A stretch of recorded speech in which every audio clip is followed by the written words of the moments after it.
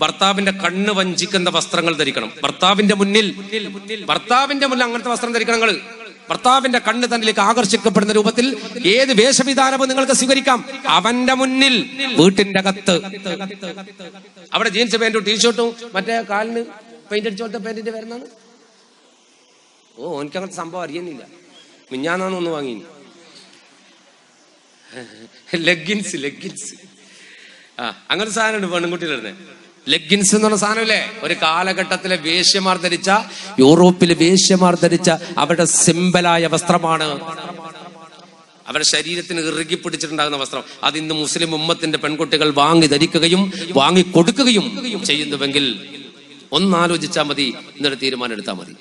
എന്നിട്ട് അങ്ങനെയുള്ള ഡ്രസ്സൊക്കെ ധരിക്കേണ്ടത് എവിടെ നിന്ന് അറിയും? ഭർത്താവിന്റെ മുന്നിൽ നിന്നാ. നമ്മളെ പെണ്ണുങ്ങൾ നേരെ തിരിച്ചാ, റോട്ടും പറ്റേ പോകാൻ, അങ്ങാടിയിലൂടെ പോകാൻ വേണ്ടി ഭർത്താവിന്റെ കണ്ണ് വഞ്ചിക്കുന്ന വസ്ത്രങ്ങൾ ധരിക്കണം. ഭർത്താവിന്റെ മുന്നിൽ അങ്ങനത്തെ വസ്ത്രം ധരിക്കണം. നിങ്ങൾ ഭർത്താവിന്റെ കണ്ണ് തന്നിലേക്ക് ആകർഷിക്കപ്പെടുന്ന രൂപത്തിൽ ഏത് വേഷവിധാനവും നിങ്ങൾക്ക് സ്വീകരിക്കാം. അവന്റെ മുന്നിൽ, വീട്ടിന്റെ അകത്ത്.